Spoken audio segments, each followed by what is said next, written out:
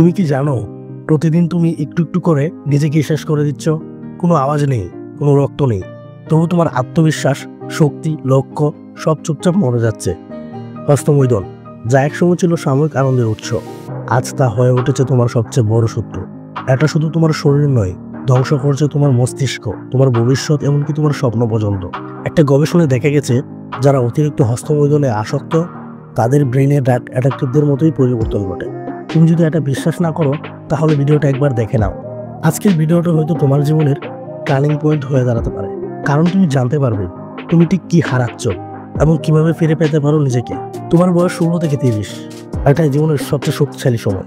এই সময়টা যদি তুমি নষ্ট করো এরপর আর ফিরে আসবে না। আর হস্তমৈদনের আসক্তি এটা ঠিক একটা সাইলেন্ট কিলার, ধীরে ধীরে তোমার ওয়েল পাওয়ার শেষ করে দেয়।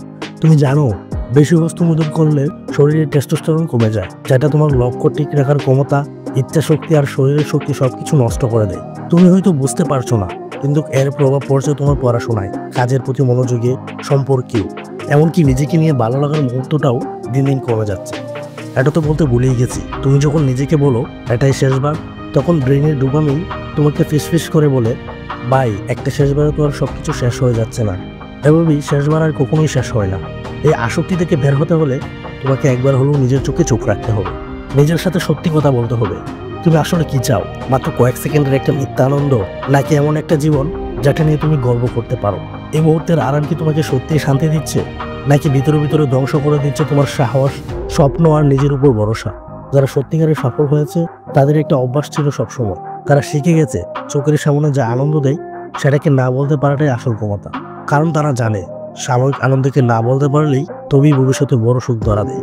এটাই পার্থক্য যেটা একজন স্বপ্ন দেখা ছেলেকে সত্যিকারের বিজয়ীতে পরিণত করে। তুমি যদি এখনই থেমে যাও, যদি এখন নিজের জীবন নিয়ে সিরিয়াস হও, তাহলে তুমি পারবে এই আসক্তিকে হারাতে। কোনো ওষুধ না, কোনো ম্যাজিক না, শুধু নিজের উপর কন্ট্রোল আনলেই তুমি নিজেকে ফেরাতে পারবে। তুমি যদি বদলাতে চাও তাহলে শুধু চিন্তা করলেই হবে না, একটা ছোট্ট কিন্তু শক্তিশালী প্ল্যান দরকার। চলো শুরু করি কয়েকটা সহজ ধাপে। প্রথমত, নিজের অগ্রগতি চোখে দেখাও। প্রতিদিন একটা ডায়েরিতে লিখে রাখো আজ তুমি হস্তমৈদন করোনি। 7 দিন, 14 দিন, 21 দিন তোমার রেকর্ডই হবে তোমার প্রেরণা। দ্বিতীয়ত, অলস সময়কে বিদায় জানাও। যখন সময় ফাঁকা থাকে তখনই আসক্তি মাথা চাড়া দেয়। তাই নিজেকে ব্যস্ত রাখো, পড়াশোনা করো, শরীরচর্চা করো, নতুন কোনো স্কিল শেখো। ব্যস্ত মস্তিষ্ক আসক্তির জালে আটকায় না। তৃতীয়ত, একটা শক্ত রুটিন বানাও। ভোরে উঠে দিনে শুরু করো মেডিটেশন আর এক্সারসাইজ দিয়ে, যেটা শুরুটা শক্ত করে দেয় সেটা গোটা দিনকে বদলে দেয়। চতুর্থ, ডোপামিন ডিটক্স করো। সপ্তাহে অন্তত একদিন সব ধরনের স্ক্রিন থেকে, বিশেষ করে সোশ্যাল মিডিয়া থেকে বিরতি নাও। মস্তিষ্ককে বিশ্রাম দাও, সে যেন তোমার নিয়ন্ত্রণে থাকতে শেখে। এই ছোট্ট 4টা স্টেপই তোমার জীবন বদলে দিতে পারে। শুধু শুরুটা করতে হবে আজ থেকেই।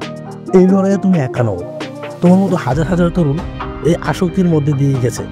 অনেকেই হেরে গিয়েছিল, কিন্তু অনেকেই জিতেছেও। আর সেই পরিবর্তনের শুরুটা হয়েছিল একটা ছোট্ট সিদ্ধান্ত থেকে। একটা মুহূর্ত তারা বলেছিল, না আর না, এবার আমি নিজেকে বদলাবো। তোমার হাতেও আছে সেই একই শক্তি, তুমি চাইলেই আজকে শুরু করতে পারো। প্রশ্ন একটাই, তুমি কি আজ নিজের পক্ষে একটা সিদ্ধান্ত নেবে, নাকি আবারও কাল বলে আজকেও হার মানাবে? জীবন তোমার হাতেই, এখন সময় নিজের হয়ে দাঁড়ানো।